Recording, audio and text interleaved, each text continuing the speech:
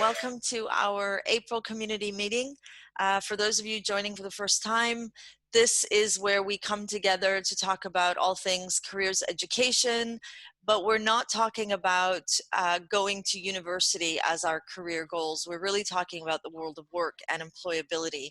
The aim is that every month we come together, share skills, tools, strategies that help us to enrich the career education of the young people or even our clients in our services. And having public meetings means that we are able to bring in professionals from other fields that can bring their insight into what real talent is needing in the world today, and obviously for the world tomorrow if we're working with young people. So before we get started and introduce our guest speaker, I'd like to kind of go around the circle and let everybody just say who they are, where they're calling in from, and what brings them to the careers community. Let's start with Daniel. Welcome, Daniel. Thank you, Maria. So my name is Dan Adkins. I'm the CEO of Transnational Academic Group, and we operate Curtin University here in Dubai, and been part of the community since Maria started it, and I'm calling in from home. Thank you, Daniel. Mary. Hi, good morning. I'm Mary Sheedy, and I'm Career Counsellor at Heartland International School here in Dubai. And I also, like Dan, have been in this group from the very beginning, and I'm absolutely delighted with it. You know, it gives us such an opportunity to share best practice and also, you know, to link in common practice, which is so lovely. Thank you. Thank you, Mary. Amber. Hi, I'm Amber Singh from Sunmark School, but calling in from home, obviously. And I'm the career and well-being counselor there. So 50% of my job is careers, and the other 50% is universities, but I know we're not talking about Maria today. But that's okay, because we will start bringing that into the conversation. We just wanted to get used to not making that the focus of our topics. Thank you. How about Wadi? My name is Wadi Abu Aziz. I'm a guidance counselor from RAC Academy, Ras Al Khaimah. I've been with the community since Mary started it as well. That's me. Thank you, Wadi. Dinu. Hi, my name is Dinu Bors. Actually, I don't have a background in education. Actually, I came across, I've been working with Maria on different projects related to charity, Dubai English Speaking College. I work for a company called Nefsi, which is a food app with a charity aspect. And one of the projects I've been working with Maria was about getting interns for our company. So this is where I'm coming for this conversation. Thank you. And Eric. Hi, good morning. I'm going to reconnect to get my video going, but I work as a college and career advisor for an American curriculum school in Fujairah, and I'm a core member of the Community Careers Advisors. Let me just reconnect here. Okay, while we're waiting for Eric to reconnect, let's welcome Kanika. Hi, I'm a student counselor. I'm also a psychologist at our own English high school, Fujairah. Thank you, Kanika. And then Andrew. Hi, good morning, everybody. My name is Andrew. I'll go into sort of in depth of exactly why and what I'm doing, but just overall quickly, I am the Associate Director of Learning and Development for the Madinat Jumeirah. So that's 4 properties in the Jumeirah Hotel Group, for those of you who know Jumeirah. And I am signing in from one of my training rooms in Jumeirah Al Naseem, for those of you who have been there. So please do excuse me. There might be one person that comes in, but it obviously won't take me away from the conversation, just in case that, you know, there might be one interruption during the talk. But I'm very excited to meet you all. Thank you so much, Maria, for inviting me to this. And I can't wait to get started. Excellent. Thank you so much. So my name's Maria, for anyone that is just meeting me, which I don't think there is, but I'm the careers coach at Dubai English Speaking College, and we've branded our service as Desk Careers. So what we aim to do is not just get young people excited about their careers, but also give them the most awareness and the most education we can to prepare them for the world of work, and connecting the dots between their academic journey and the big why and the big how and the big when, and we want to be able to prepare them. So this community is really, really exciting. We celebrated our 1-year anniversary in March, and I'm hoping that we keep going stronger and stronger. We're now having private meetings for the core group, and that's where we're developing the community and making sure that we can bring the best of the best to our region. And then of course we have our public meetings where you don't have to be a career advisor or a careers practitioner. Anybody that feels that they have an insight into the world of work that they believe should be something that is being used with the youth, we definitely want you part of our community. And then we're going to get started on our talk today. So I'll just give you a little bit of a background as to how we sort of gone onto the topic of what they don't tell you, and specifically what they don't tell you in the job description when you step into the corporate world of today. Excuse me. So when Maria booked me as a speaker, we came in and we sort of had a little bit of a brainstorming session on what we can do, what are the kids expecting, where are they in their learning journeys, where are they in their life journeys. And it was kind of something that sort of was highlighted in our conversation. And we got onto the topic of, there's certain things that when you step into the corporate industry or the corporate world for the first time, there's a couple of things that aren't in the job description. And I thought that would be a really key learning factor, where it's expected of you almost to know, but to learn on your own. And I thought, if we have the opportunity to introduce people to this or plant the seed, they might not have the experience. And, I always say, generally, you learn when an emotion is associated to it in terms of failure and success. So you learn it as you go along with experience, but imagine being able to plant the seed into these young adults, their minds, so that when they are experiencing something like this, then they sort of know or can refer back to something that they learned or a talk that they attended years and years ago, whenever they learn these lessons. So going into it, if you do what you love, you'll never work another day in your life. Now, that is a saying I'm pretty sure every single person has heard. And one of the reasons why I put that up there is if I had $1 for every single time I heard that and was able to prove that it wasn't true, then I'd probably be a millionaire and I wouldn't have to do talks like I'm doing today. No, I'm kidding. Now, the reason why I don't like that statement and why I opened with that statement is that statement that goes around, and you'll find it on Instagram posts, you'll find it on Facebook posts. One of the things is you're setting people up for failure, in terms of not major failure, but what you're doing when you tell people that if you do what you love, you'll never have to work another day in your life, is that you must love every aspect of your job. And let's face it, I think everybody can relate that you don't love every single aspect of your job. There's probably a couple of things about it that you go, don't really feel like doing that today. And in my role as well, I know that there's aspects of my role that I don't really thoroughly enjoy, but overall I do love. So that's why I wanted to start with that statement and just go, bang, you're not going to love every single little piece of your career when you step into it one day.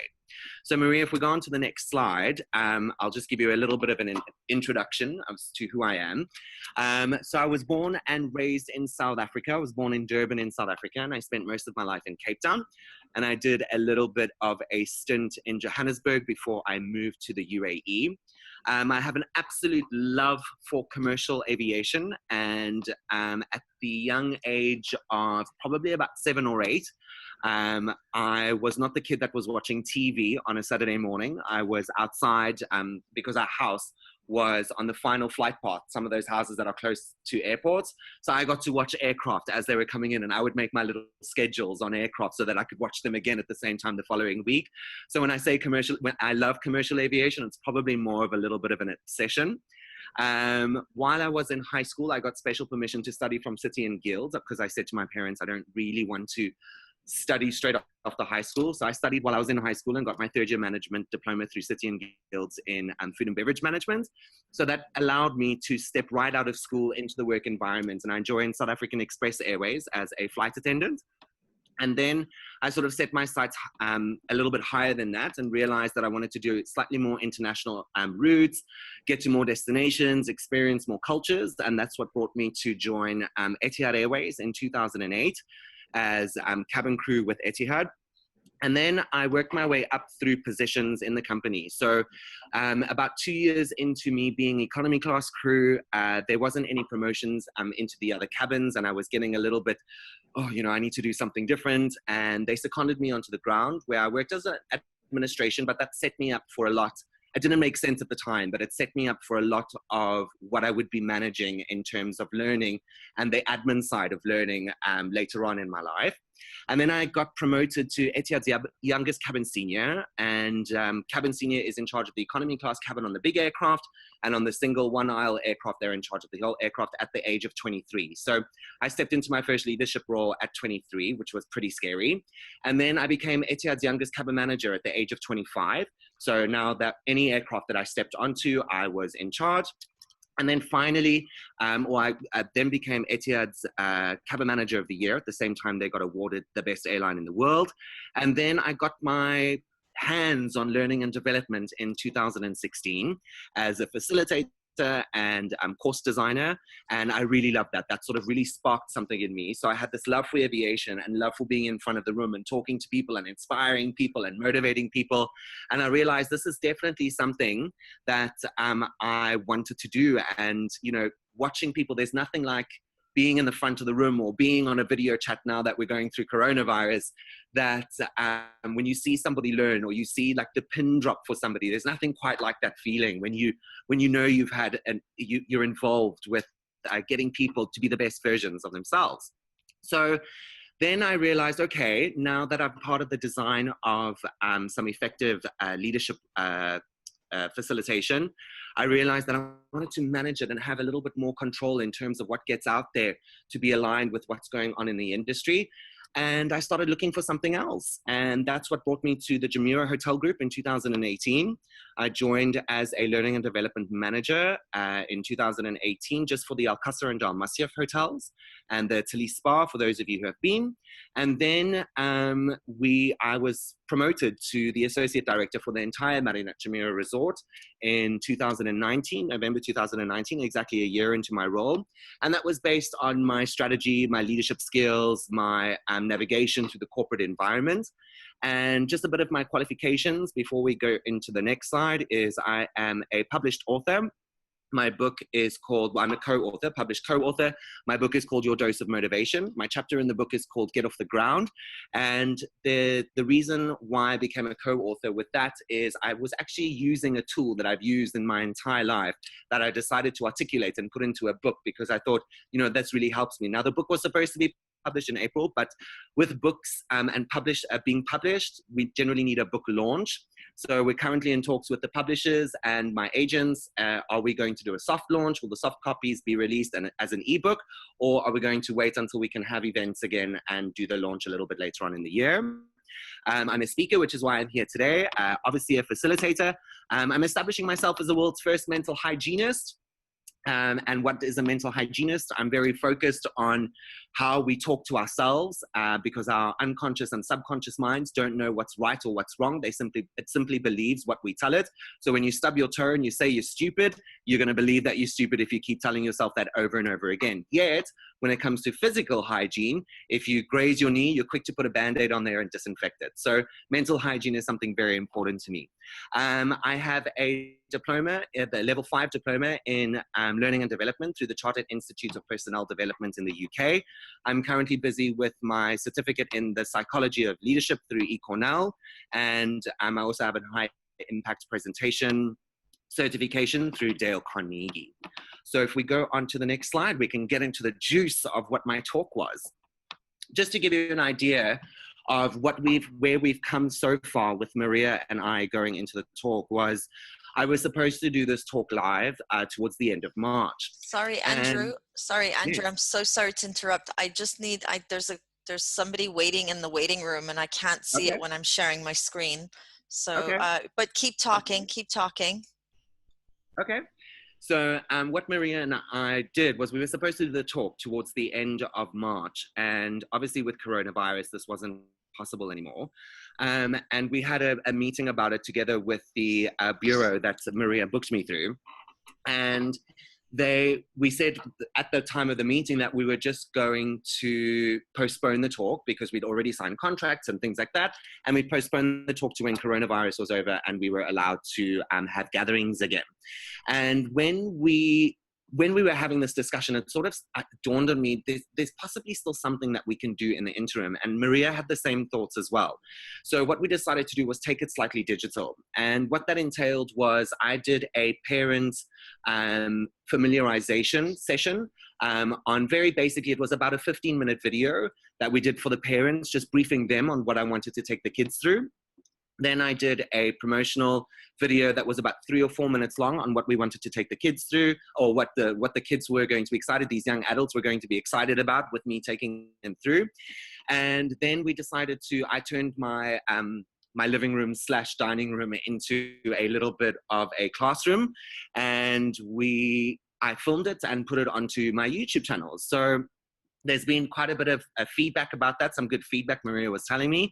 And we did a live question and answer session last week. So it's not just about the talk, I think it's about the entire journey that we show these young adults, these kids that are in high school, that, you know, there's so many elements into how you can support, and also the opportunities that have really arisen during the coronavirus. Now, why am I talking about this topic?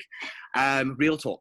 There are emotions you'll feel that no one really talks about. And what I mean over there is you're going to feel when you step into the workplace for the first time, you are going to feel all sorts of different things. You are going to feel not good enough. You might not feel welcome into groups of people. And we'll get into the granular of that a little bit later. When you're able to label something, it makes it easier to deal with. So these emotions that I'm talking about that you will generally go through, and you will experience them as a young adult stepping into the work environment for the first time, you will experience emotions that people generally don't talk about. And because you're there for the first time, you wouldn't have established relationships in this corporate environment to find somebody that you can confide in. And when you're at that age, when you're stepping into the corporate environment and you're thinking to speak to your friends who are also going through the same thing, we generally compare ourselves, and that affects our self-efficacy in terms of how we motivate ourselves going forward. So sometimes we don't want to talk about it, and we internalize all of this, and this affects our performance in a workplace for the first time. Now, although many things come up with experience, it's better to be prepared. And I touched on this very slightly when I got into it, is that we learn a lot through experience, and there's a wealth of experience on this chat today. I'm just listening to where everybody sort of is situated and what positions they're in. But a lot of what we've learned through experience. So like I said, I want to plant this seed so that you raise awareness in certain areas, so that these people, when they go into the workplace for the first time, they are much better prepared of when they're experiencing these emotions. Okay. Oh yes, I remember learning something about this. This really rings a bell. So this is normal, so that we don't internalize that shame. We don't internalize that vulnerability, and you're able to label it or note it, and you're able to work with it or work alongside it, because it's sort of always going to be there generally in your first years of work, or when you change industry, which is what I did, and when you change companies. Now, one of the other reasons why I'm talking about this is I have been there. I've changed companies multiple times. So I started as a waiter at a restaurant in South Africa at the age of 16. Then I joined South African Airways for 3 months as a ground service check-in agent. And obviously because I wanted to fly, and they weren't offering any flying jobs at the time, which is why I joined South African Express Airways, which was a subsidiary.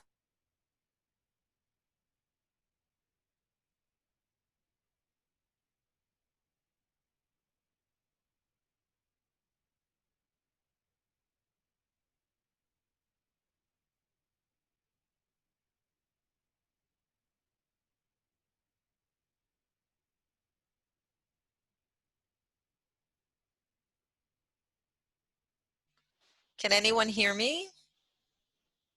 Yeah, can hear you fine. Have we lost Andrew, or I thought it was my Wi-Fi? Oh my goodness, I was No, like, I've just kicked everybody off the call. Yeah, no, Okay. it was Andrew who's frozen. Okay. So Andrew while we're is waiting frozen. for Andrew, does anybody have any questions about the program that he was talking about that he did with Dubai English Speaking College and Desk Careers? Yeah, it would be interesting to hear how it was received by the students. Okay, so I'm going to stop sharing my screen so I can see when Andrew gets back on. I think I'm he back. probably... I'm back. I do apologize. I Oh, don't know what no happened worries, there. no worries. Yes, so it was well received, but in listening to how Andrew was describing it, what we need to make clear is there was a lot of prep on the other side. So I was doing a lot of prep, and I was working in conjunction with the head of our PSHE program that we've branded Grow, getting ready for the outside world at Dubai English Speaking College. So there was a lot of partnerships going on. It wasn't just kind of putting it out there, and there was a lot of planning. Andrew was going to come to our college, as I've told you in our past meetings, and he was going to be doing live talks. So we were going to have a careers week at the college, and that careers week was going to be bringing speakers in, like Andrew, talking about very specific topics, which we do traditionally at the college. We weren't going to have a careers day in that traditional sense. We were just going to be bringing Andrew in for the week, speaking to different year groups every day. Now, because that couldn't happen because of COVID-19, obviously, in speaking with Andrew, the key was learning should not stop. Preparing young people for the world of work, especially right now, should not stop. We have to keep it going. So there was a lot of pre-planning when we thought it was going to happen naturally. And then when it didn't, there was a lot of adapting and making sure that we would use the platform that we had in front of us to make sure that the learning came through.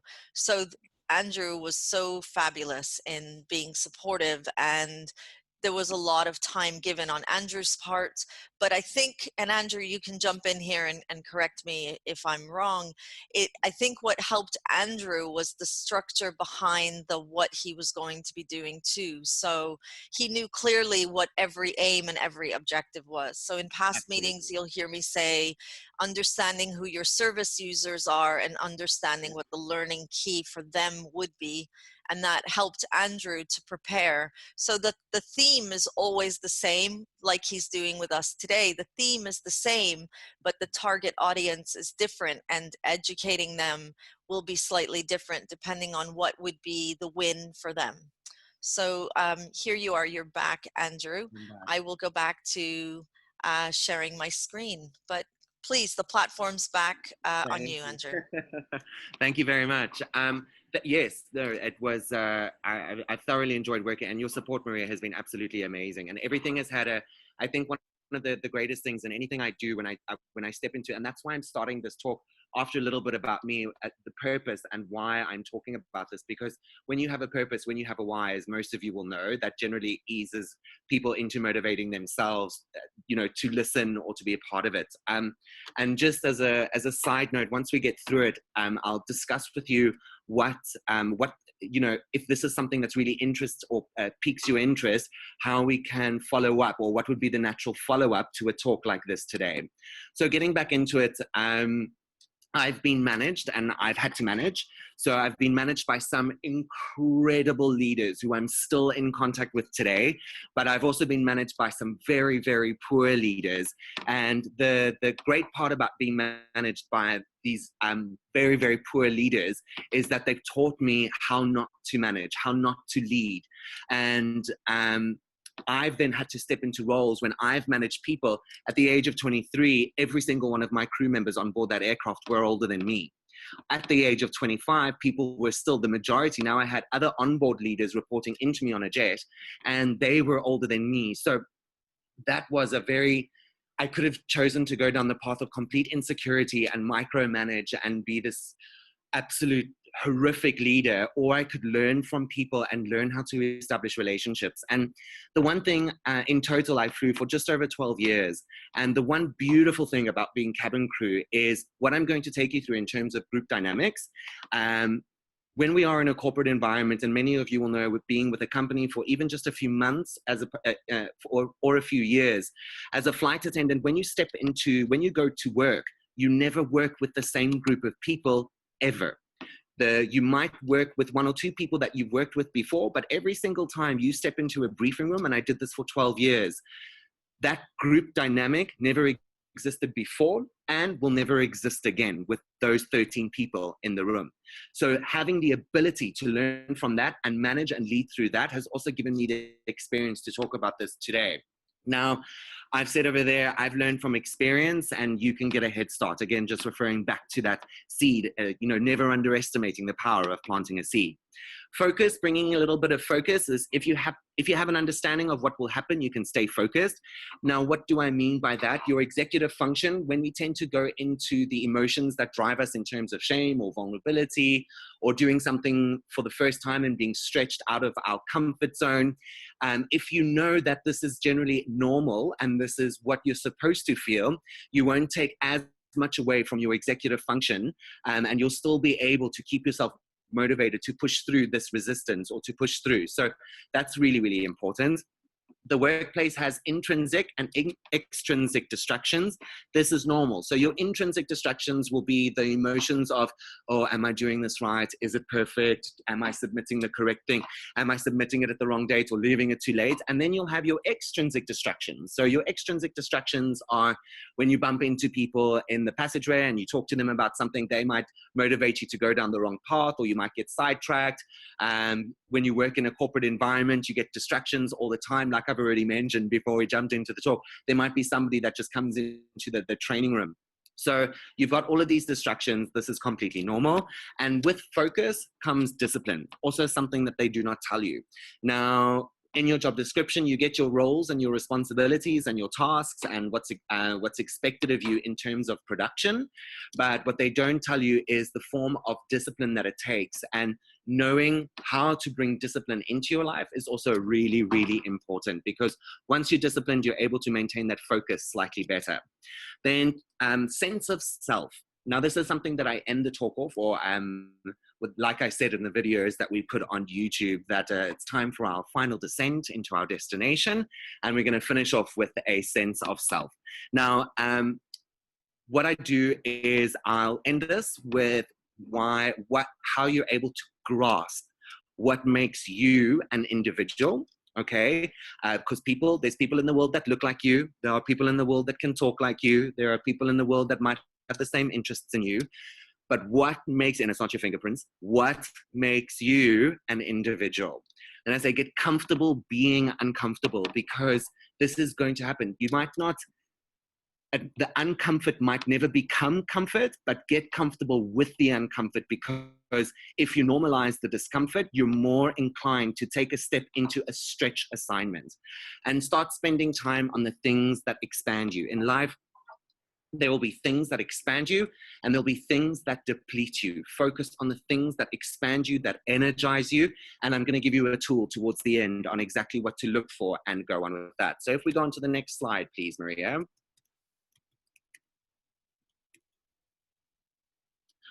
So where are we right now? Let's talk about the big COVID-19, the big old coronavirus, or as some people like to call it, Rona.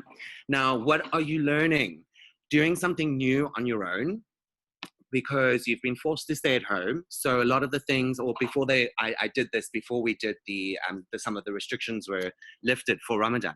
Are you doing things on your own, or are you waiting for people to tell you, oh, remember, you're supposed to do that, you're supposed to do this? Have you felt uncomfortable? And I hope that many of us have felt uncomfortable, and not uncomfortable necessarily in doing something new. One of the things that I struggled with when we started to, when we were put into lockdown and restricted on travel, was trying to work out from home. And I generally exercise quite frequently, and I enjoy going to the gym. I enjoy having that energy around me of people, exercising. And I had to now take this into my living room, and it was so uncomfortable for me. And when I sometimes go through this feeling of uncomfort, sometimes my reaction is just, oh, you know what, I'll do it tomorrow. And then I put it off for the day, citing that I'm going to do it tomorrow. And then the same thing happens tomorrow. Then tomorrow becomes 3 days later, 3 days later becomes a week. So did you get uncomfortable with things that you thought because you do every day, you'll just be able to do at home? And where have you found inspiration is one thing as well. Are you going to the places where you've always found inspiration? And one of the reasons why I said that is J.K. Rowling, the author of the Harry Potter series. She put out such a beautiful tweet during coronavirus. And she was saying to all those life coaches out there that are saying, if you don't learn something new in terms of a skill while you are in this lockdown, then, you know, you're wasting your time. And she said, you know, sometimes just making it through something like this that we've never experienced before is a victory in itself. So has your inspiration, your avenues of inspiration changed during coronavirus? Then how does this relate? Sometimes when things feel uncomfortable, we have to push through. So going back again to the exercising, if I did an exercise, obviously I wouldn't see the same results of when I was in the gym, and I wouldn't want to push through. And once you push through the first time, it's still something that I go, oof, I don't really feel like working out in my living room today, but it's become a lot easier to normalize that discomfort. And there are going to be multiple times you're going to do new things. So this is on a global scale that has affected absolutely everybody. But in the workplace environment, there are going to be numerous times where you are thrown onto a project. And not only are you thrown onto a project with people that are in your team, but just yesterday, this happened to me yesterday, where I was thrown onto a project with somebody who is in a different division to learning and development. And it was a wonderful thing to experience, again, another division. Then what are you doing with any of the resistance? Why is it worth pushing through the resistance? Now, pushing through the resistance is really, really tough. And some of those emotions can range from okay, I suppose I just have to do this, or it can be absolute rage when you don't want to do something and you have to force yourself to do something. When you push through that resistance, you discover something new when you lean in. Again, going back to the exercising, the one new thing that I discovered was that through the YouTube videos that I've just been YouTubing to do for exercising back home in my living room, I found that I actually really enjoy a bit of body combat. And I would never have gone to a body combat class on my own in any gym. And yet I did it in my living room. And I realized that, oh my word, I've discovered that I really, really love this. Then the final part of that slide is preparing for the new normal. The way we've been going about doing things will change. We don't have a choice. Normal was not working. So the way that we're doing things will change. And with change, when you change something, you have to, Harvard Business Review put out a beautiful article about it, is we are slightly grieving because our sense of our very basic human need, security, is gone. We don't have the security of the future. We don't have the security of tomorrow because everything was just stopped. Our whole lives were halted in terms of physical interaction, which is also one of our basic human needs. Then look at this like a reset. This is why I wanted to talk about COVID-19 as well, is we are part, particularly now with these young adults, we are part of one of the world's biggest resets. And in there is power. We have been forced onto using platforms that we probably would have done this careers community thing in person.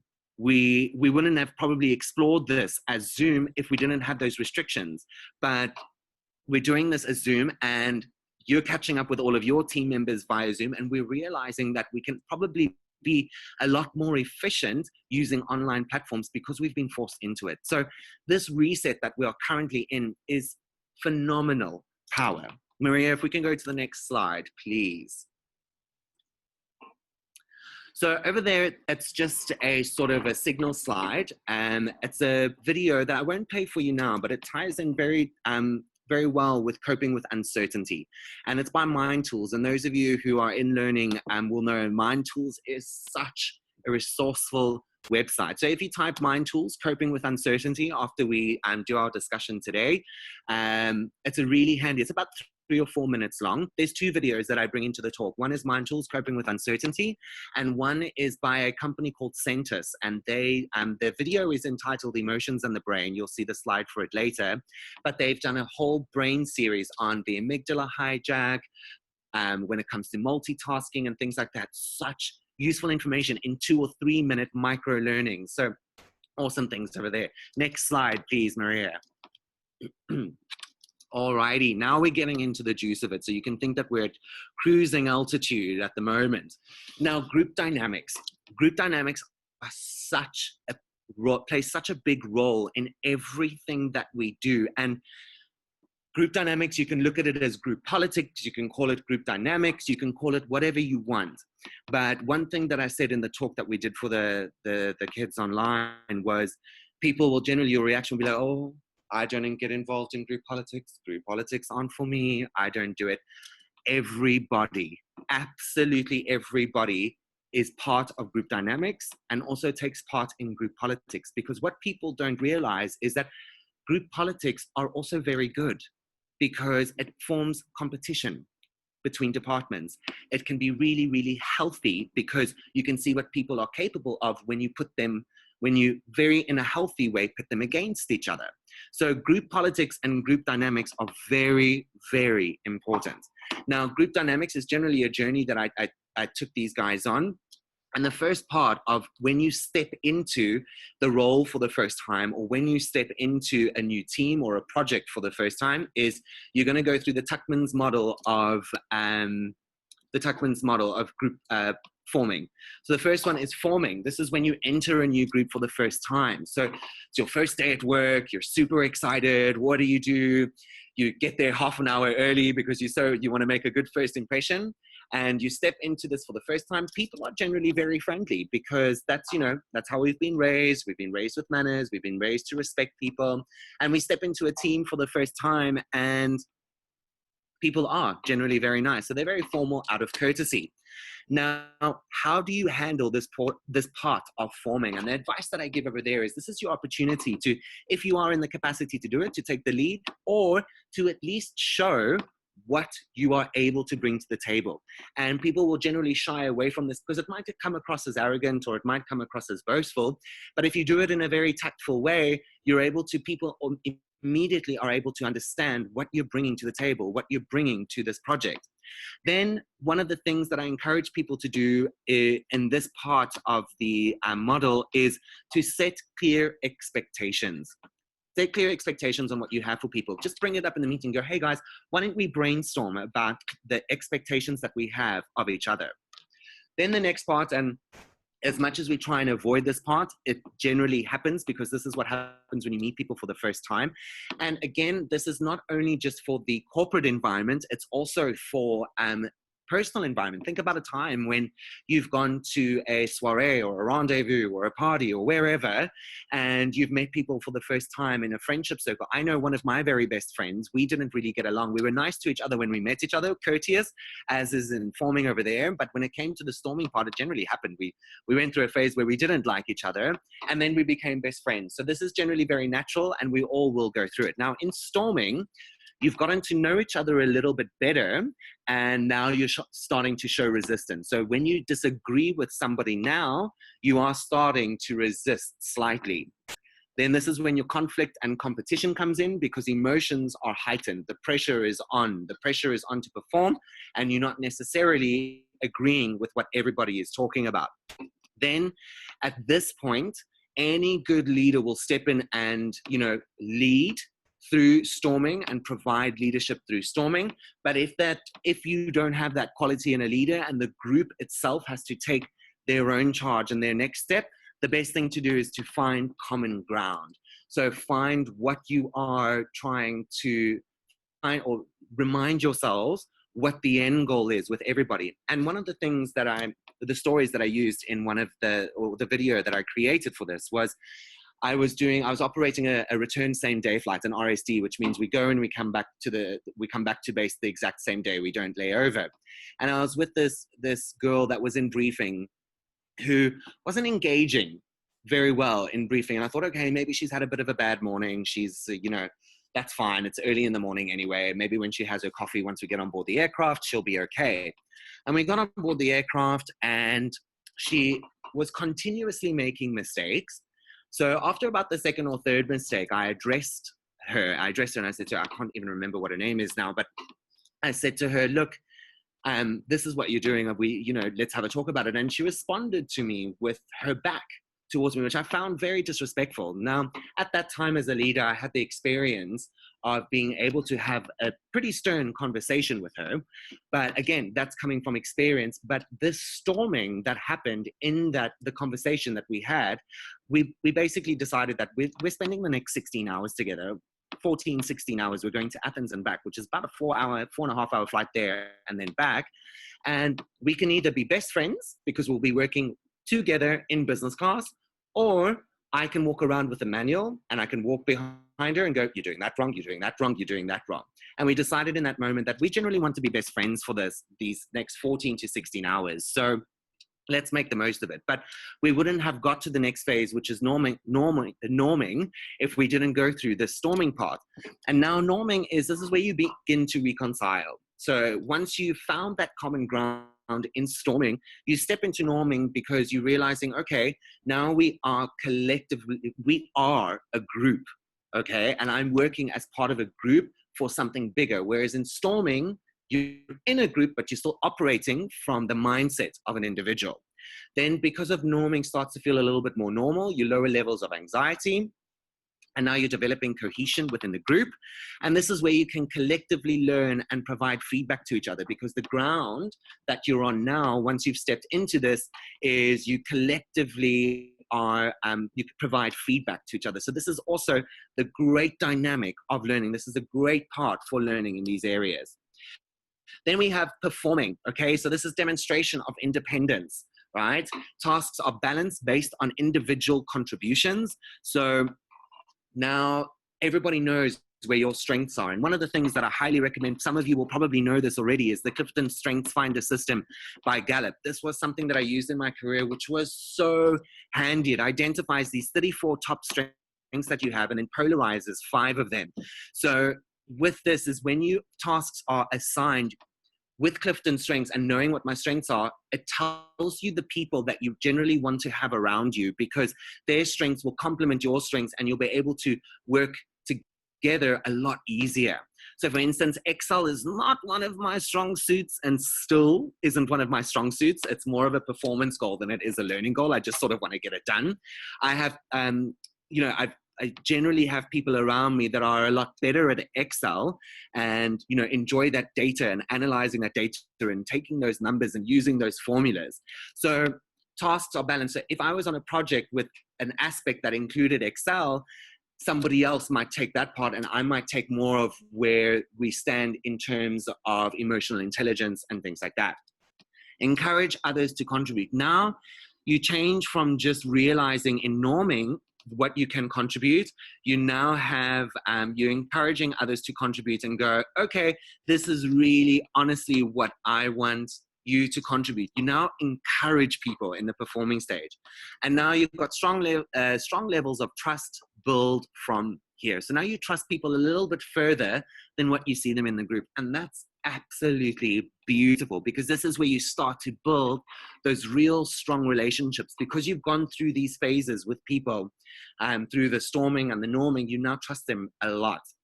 Adjourning, it's a bittersweet moment, okay? Because now you're recognizing everything that you've achieved as part of this project, and you're providing an opportunity for people to provide further insight into future groups. So everything that you've learned, you now take into future groups. So that's a little bit about how group dynamics and group politics work when you step into a corporate environment for the first time. Next slide, please, Maria.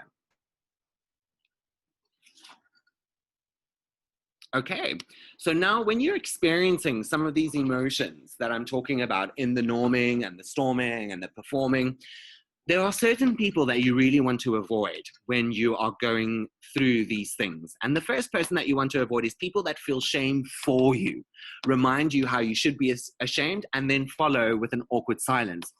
Oh my God, you did what? That's terrible. and then just let you lie in the shame storm in silence. Those are generally people that you want to avoid. Then you have people that say, oh, I feel so sorry for you. And instead of saying, I hear you, thank you for telling me. So completely disassociating themselves from what you're going through. And remember, when you talk to people about your emotions, this is sacred space. This is a sacred space that you are talking. Think about your best friend right now that you've got, that you pick up the phone and you talk to all of the time. You feel so comfortable talking to them because that's sacred space.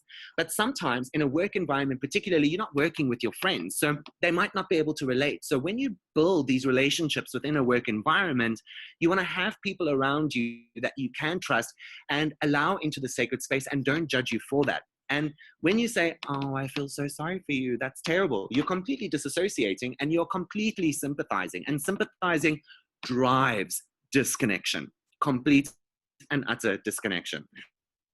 Then the next person that you want to avoid is the person that doesn't want to be around you because you let them down. So you've got that person, oh my God, how could you let that happen? So it's like you're being disciplined from a parent, and that is generally somebody that you really don't want to have around you. And lastly, one of the final people that you don't want to have around you, I'm pretty sure a lot of us will have met this person along our life's journeys, is the one-upper.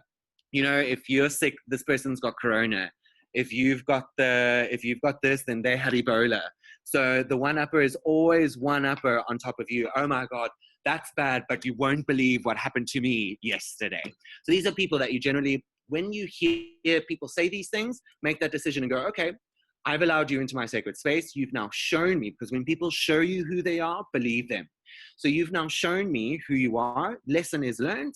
I won't share or bring you into the sacred space of my shame storm that I'm in with establishing myself in a group for the first time. Next slide, please, Maria. Woohoo!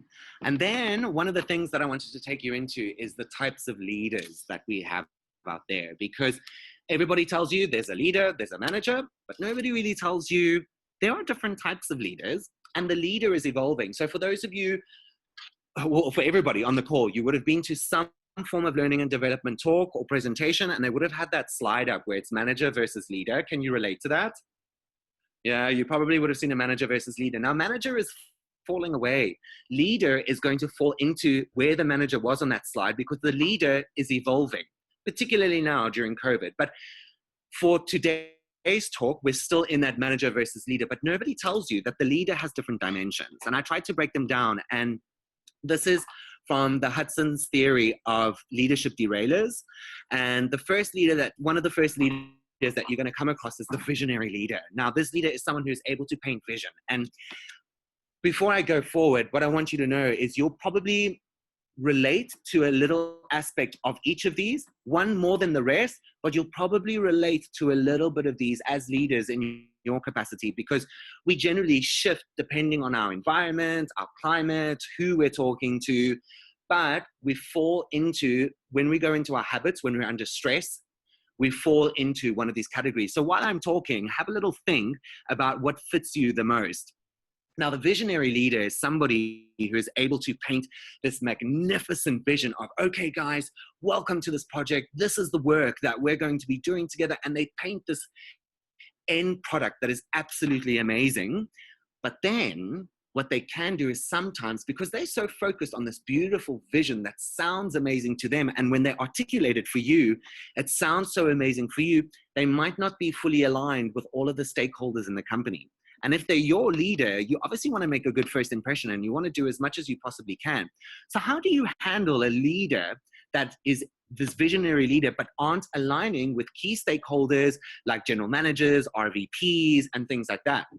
What you want to do is work with this leader and put execution steps in place. Now, one of the reasons why I say that is I relate quite a lot to the visionary leader. I get this vision of how I want to do things, and then I have to get reminded by my general managers or RVPs of, hey, Andrew, key stakeholders, or people within my team, my managers and coordinators. So what I do, and I've said this to them, is, and this was identified through Clifton Strengths, which is why, again, I really encourage you to take the strengths finding assessment, is put execution steps into place. because somebody who's a visionary leader, when you start putting the steps and you start showing them, this is the path that we're going to have to take, then they realize, oh, okay. So you want to be really forward thinking with this leader. As much as they are with the vision, you bring them the steps that they need to go through, because you're still showing that you're interested in their vision. But if you are providing them the steps on how to get there, you can realign them and bring them back on track. Then we move on to the action leader. This leader is able to manage uncertainty very well. So you'll see there are a lot of action leaders at the moment. There's action leaders, and also one thing that is realized that Brene Brown actually brought up in one of her podcasts, Unlocking Us, is the scarcity leadership. So you've either scarcity leadership, where we're trying to blame somebody else. Oh, it's all COVID. This is why we're experiencing this, and I don't know what to do. And my team isn't completely set up for, or resourceful from working from home. Or you have the action leader, where they really highlight the great leaders that they are in terms of uncertainty. And what they're able to do is these action leaders will come out in the forefront after Corona, because they'll be able to effect change immediately. They've got that infectious nature. Now, they may lack the human factor, and the key to working with them is to communicate clearly. Now, when I say they lack the human factor, a lot of what I think leaders have had to realize, and myself included, is when you're working from home. One of my managers, for instance, has a family, and obviously with schools not being open, he's got his kids with him. And he also, to a certain extent, they don't understand, why is daddy working? What does daddy mean he's working from home? Okay, so I've had to take that into consideration. I've had to alter certain projects and things so that it fits, but still stretches and still learns and still produces. So that's been a learning point for me, where I've had to take in this human factor, because I don't have a family back home. So, or my family's back in Cape Town. I have a family, don't panic, but I don't have a partner or kids. Now, the thing with an action leader is to communicate clearly. So have those circle back moments, have those rumbles with the teams of, where is everybody today? Where are your challenges? What are your achievements since you've been working from home? Then we move on to the impactful leader. Now, this is someone who inspires others to unleash their potential. And it's a great place to be when people realize, oh my word, I've got all of this potential. Now, how do I release it? But when they highlight your potential, they tend to micromanage, which causes a bit of anxiety. Now, the impactful leader is the micromanaging is generally when leaders step into a leadership role for the first time. I will never forget when I was 23 and 25 in my leadership capacity, I was such a micromanager. And I don't know if anybody else on the call relates to that when you stepped into a supervisory or leadership role, because, you struggle with that trust with people. Now, an impactful leader will micromanage, and with that, you feel like somebody's breathing down your neck the entire time. Now, as somebody stepping into the workplace for the first time, how do you work with the leader for this? And to work with this leader is to keep them updated. They might not have scheduled a one-on-one with you, but stopping past their office or picking up the phone and going, hey, I just sort of wanted to keep you updated with where I'm at right now. Do you have any recommendations? This is how you're going to build trust with this leader. And they'll probably generally leave you alone unless it's a one-on-one or it's a team meeting of updates. Then finally, the driven leader. Now, this leader encourages others to focus on their goals, but at the same time may only be focused on theirs. So this leader is great because they'll ask you about your goals. They'll ask you about what you want to do with your life, where do you see yourself going with your career. But as they ask you about their goals, they're also focused on their own goals. So the best way to work with this leader is to explain how everyone can benefit from tasks or project requirements. And that's facilitating 101, the WIFM model. What's in it for me is what's in it for this leader if we all stand to benefit from a particular goal that we set. So this is how you keep aligned with those various leaders. Now, the Hudson's leadership derailer model has a few more of those models, but those were the ones that really sort of highlighted when I was preparing for this talk. Next slide, please, Maria.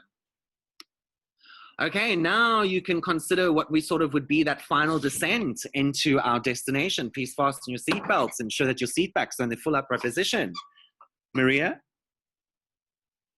Sorry, Andrew, I've just sent you a message just to keep an eye on that because I'm keeping track of our time here, but that's a lot of amazing information. How's it digesting with everyone? Does anyone have any kind of questions this far? Not to get into deep detail because we are going to have a Q&A right at the end. Super. No, I'm Good Great. so far? Yeah, Okay. super. So far, it's great. Excellent. Yeah, Keep going, Andrew. Awesome. All right, I promise we've only got about 5 or 6 minutes before we finish, so then we can jump into the Q&A. Thanks everyone for listening. I really appreciate it. Now this is probably the best part, the tool that I want to equip people with in any talk that I do, and that's shed light on how you feel, because insecurity stops creativity. And when you're stepping into things for the first time, when you're doing things for the first time, what you want to keep in mind is just shed light on how you are feeling. And with that is, don't be insecure about what you are doing. What you need to keep in mind is just focus on your creativity and realize that expectations will stretch you. As a good leader, we know what a stretch activity is, and leaders are aware that this needs to be done. And when we step into a stretch activity, what we need to do is we need to know that we're going to feel uncomfortable doing that. Then what happens when you feel like an imposter? All right, when I experienced this when I was in my talk of when I stepped into my role for the first time, I was like, oh, I feel like somebody's going to pick up the phone and call and say, you don't belong here. This isn't for you. Now, remind yourself that this is normal, not to know everything. Be aware of when you feel this way. Then what is a TFT? A TFT is a terrible first time. And these are the emotions that we experience when we do something for the first time. And if we label it, we are able to work through it, because when we go through it again, we go, oh yeah, this is a TFT. These are the emotions I experience when I'm doing something for the first time. A terrible TFT, or a terrible first time, is when you do something for the first time and emotions that go with that. Then learn what habits you have when you're under stress. So when you're under stress, we have certain habits. I know that if I receive an email or a phone call and it spikes or triggers me to feel any form of way, I've got snacks next to me, and immediately, without even thinking, my hand will reach for the snacks. Since I've been working at home, I'll physically get up and I'll go to the kitchen to go and find something to snack on. Then when you understand what habits you have under stress, this will be a guide for you to realize that you're under pressure and not functioning at optimal capacity. So this is an indicator. When you find what you do when you're under stress, and the moment that happens, build that trigger for yourself so that you can bring that executive function back to the forefront of your mind and stay creative. And then talk to the people who are your support base. Lean into how you feel. Next slide, please, Maria. Okay, so that was the emotions in the brain video that I spoke about. If you just type in centers, emotions in the brain in YouTube, it will take you to their 8-video library that they have. And then I wanted to end off, next slide, please, Maria, of what makes you an individual. And what makes you an individual is the combination of what makes you curious. Now, we can all have various things, and I used 3 things. Now, my curiosity is my obsession for commercial aircraft, my mental hygiene, and what motivates us as human beings. Now, you might have what motivates us as human being as one of your interests, but the combination of the 3 things that makes me curious, nobody else will have in the world. And that's what makes you, you. And follow that. Follow things that excite you. Follow things that expand you. Follow things that energize you, because that's how you're going to align with your purpose in life. And when you align with your purpose in life, for those of you who are, it's a fire that nobody can put out. All right. So that brings us to the end of the talk. Thank you very, very much. Wow, that was great. Thank you so much, Andrew. I know I wrote down a few questions, but I want to open up the platform to to everyone. Just keeping track of time for everyone. We have about 20-25 minutes for our Q&A. Okay, so Andrew, when you are taking students through this, especially if you're doing a longer session, do you take them through any sort of evaluation or exercises that will help them with, identifying their strengths and things like that? Through the talk, that was actually not something that I thought of going into the talk, but that's just one of the things that I touch on with the strength finding system is this is this is something that I really recommend is the strengths finding system. So that's actually a really good point of something that an exercise that I could bring into the talk. Definitely, and that would complement what we talked about in our last meeting about the theories of careers coaching, and assessments is that pioneering theory of matching an individual or a young person to something. So I think it would complement. Definitely, strengths is something that we have been looking at in our careers education lessons with students. And in fact, it's going to be one of our workshops for parents and their children in May as well. So it's all about complementing what the learning would be in everything that you heard with Andrew, with other things as well. So in answering that, Daniel, I would say definitely I would want to have a session with a student or groups of students, and helping them to identify their interests, their strengths, their core values, getting them to understand the difference between core values and career values, and then linking it up with the education of leadership and group dynamics as well. Anybody want to ask another question?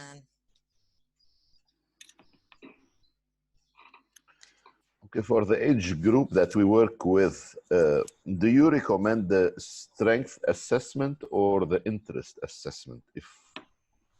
I'm not fully aware of the interest assessments. The emotional intelligence assessment systems that I've done is the strengths finding system, 6 seconds, and EQ 2.0. I've had the opportunity to do those assessments. Now, every assessment has their pros and every assessment has their cons. But the one thing that I really enjoy about the strengths finding system is that a lot of EQ assessments will go in terms of this is your strengths and this is what you need to work on. Whereas the strengths finding system from Gallup highlights your 34 strengths, because as a human being, we have 34 strands of DNA.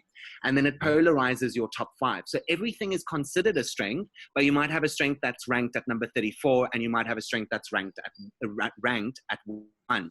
And that sort of cognitive effect that it has, that all 34 of these identified areas are strengths. And again, it affects the self-efficacy of wanting to stay motivated to progress towards my outcome that I desire. So great. And also, you want to remember that we don't, in careers and preparing the youth for future careers, we don't just want to throw in an assessment for the sake of doing it. And I know, Kanika, you can talk to us about psychometric testing and psychology behind the assessments. But if we look at careers and the practitioner's purpose for assessments, you have to identify the why you want to use it and what the purpose of the assessment would be. And I think in defining that, you'd be able to best decide which type of assessment to use. Okay, thank you. Definitely, psychometric testing isn't, the only. Sorry, Kanika, we lost you on, I think you're. Yeah, so psychometric testing isn't, totally reliable. We use different tools to get to it, but, at the end, it's, the conversations we have with our students and, not just the testing we do. That's exactly it. I agree with that as well, Kanika. Super. Any other questions? I'm just, Andrew, really great talk. And thank you for sharing so much with us. I'm really interested at the end of your talk and at the beginning of your talk, you talked about things that expand us and things that make us feel like the best version of ourselves. And it strikes me that this is the area that I would like to highlight in my practice individually with students. And then at the end of your talk, you asked about 3 things that make us curious. These are things that are unique to us in that combination of those 3 things.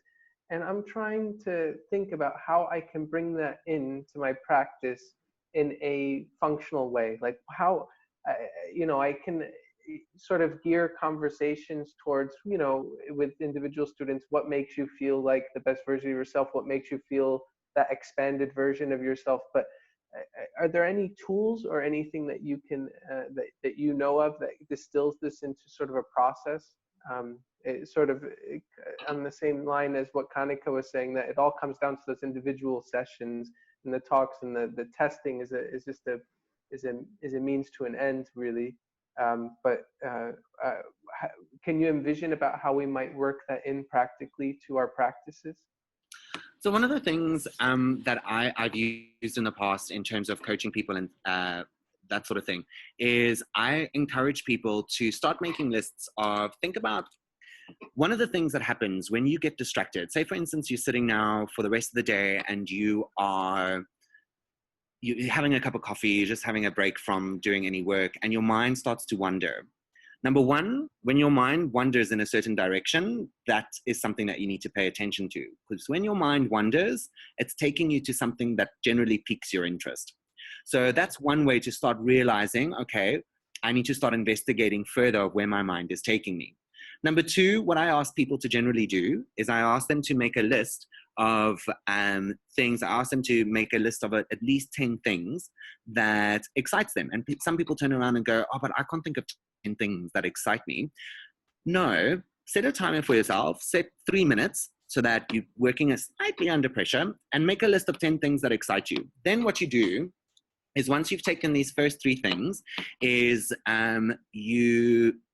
these 10 things, is you look at, so for instance, first one is fashion. You look at the various aspects within fashion. Then you start to now articulate it a lot better. Do I like designing? Do I like production? Do I like events? What do I like about it? And then start looking for jobs on LinkedIn. Start looking for roles in these capacities so that you can see if this is actually something that, if you pursue, will pay off for you. I had a couple of questions for you, Andrew, because I'm hearing a lot very actively in the community, listening to what people are saying and how different professionals are approaching what you talked about in your presentation about COVID-19 and being able to adapt through the changes. And we all talk about this, being able to adapt and being able to get on with it and learning so much about ourselves. And it made me think, in my practice, COVID-19, I really feel, is an adult's classroom. And I feel that you need to have a certain maturity, a certain life experience to really be able to be sitting through COVID-19 and saying, oh, this is a time where I'm adapting and I'm changing. But when I zoom into the youth and in talking with my students, for them, it's just another day that we're setting more restrictions on them or more limitations to what they can do.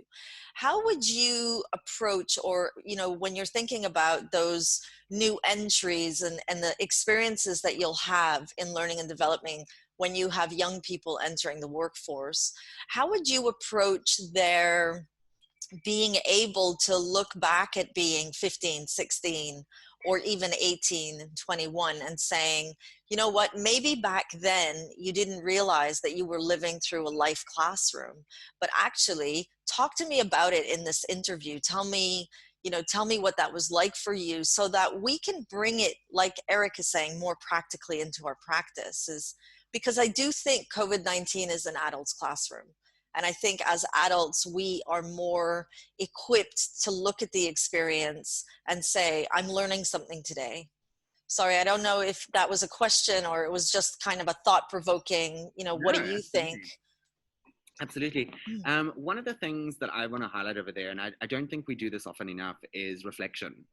And there are plenty of tools that you can go online and you can get for people to reflect, because reflection is an incredible indicator of where you are. Because what we generally do as human beings is we don't reflect, we compare. So we fall very quickly into the trap online of, oh, this person's doing this during COVID, this person's doing that during COVID, I'm not doing this. And we sort of compare our progress to other people's progress. So I encourage people to start reflecting now, and reflection can take many different forms, and there are templates for it. If you go onto any coaching website and you find these templates for reflection, or you Google any templates and tools, it's almost like journaling or almost like noting, so that people can articulate. Because when you say something in your mind as opposed to saying it out your mouth or writing it down, it's very different. So when you make a note of something in your mind as opposed to writing it down and reflecting, you very quickly are going to forget about it. So I think one of the biggest lessons is reflecting, because when you reflect, you're putting down everything that you've generally accomplished during COVID-19. And if accomplishing just getting through COVID-19 was an accomplishment for you, that's amazing. And my second question is this idea of leadership. So you talked about different types of leaders. Yeah. And I see the term leader kind of being overused. It's sort of like what is your passion? You know, we overuse these terms. Exactly. So when I think about leadership, not only do I think, is it being overused? And don't you require a certain buy-in from the leader? Because we can talk about the different types of leadership, but at the end of the day, you work for who you work for, and the leadership style is not chosen by you. You kind of have to adapt to it.